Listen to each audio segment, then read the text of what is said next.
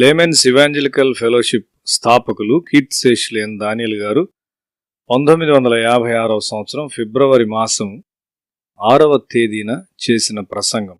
లూకా సువార్త 21వ అధ్యాయం 36వ వచనం.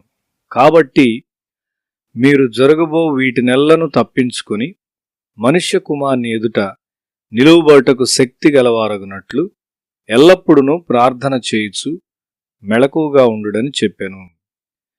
తమ హృదయములను మితిమీరిన మత్తుతో మరియు ఐహిక విచారములతో నింపుకొనకుండా జాగ్రత్తగా ఉండుమని యేసు తన శిష్యులను హెచ్చరిస్తూ ఉన్నాడు.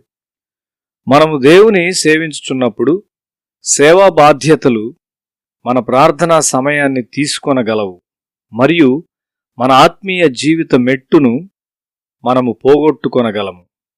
యోబు గ్రంథము 11వ అధ్యాయం 6వ వచనములో ఆయనే జ్ఞాన రహస్యములు నీకు తెలియజేసిన మేలు, అప్పుడు జ్ఞానము నీ యోచనకు మించినదని నీవు తెలుసుకుందువు, నీ దోషములో అధిక భాగము దేవుడు మరచిపోయి ఉన్నాడని తెలుసుకునుము. దేవుని ఎదుట మనలను మనం పరిశోధించుటకు సమయమును ప్రత్యేకపరచుటను కనిపెట్టుట అని పిలువబడును.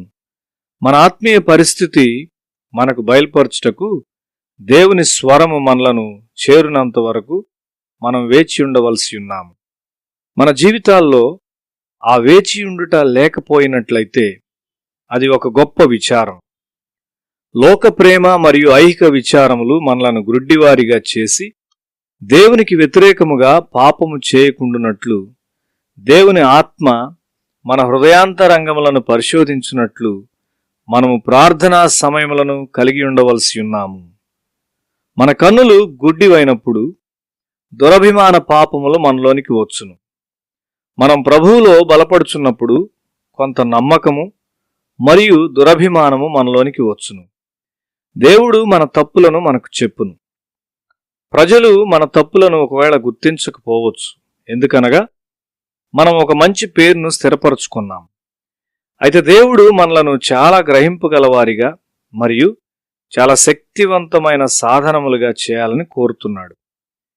నీవు పరిపూర్ణునిగా ఉండుటకు నీ తలంపుల్లో చాలా గ్రహింపగలవానిగా నిన్ను చేయాలని దేవుడు కోరుతున్నాడు.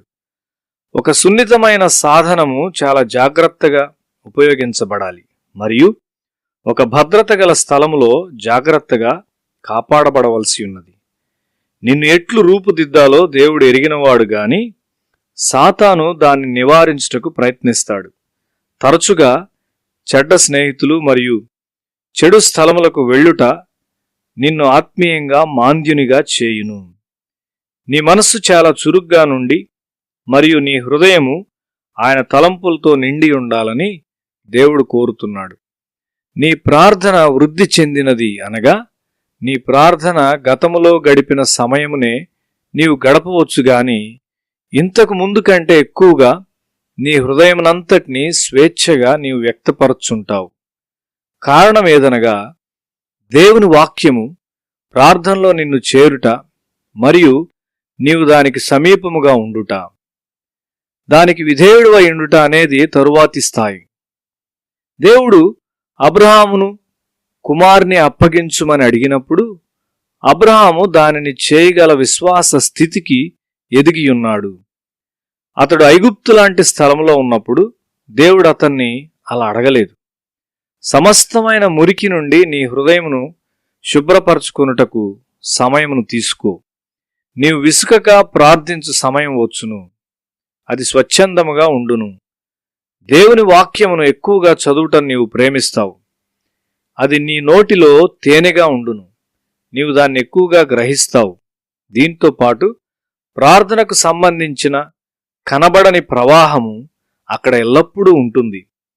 నీవు పనిచేస్తూ ప్రార్థిస్తూ ఉంటావు. ఆయన నడుచుండగా ఒక స్త్రీ ఆయన వస్త్రపు చెంగును ముట్టినది.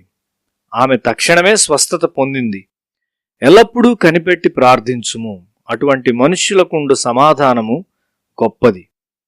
కనిపెట్టి ప్రార్థించినట్లయితే నీవు ఆత్మలో దిగజారుచు దురభిమానము గలవానిగా తయారవుతావు.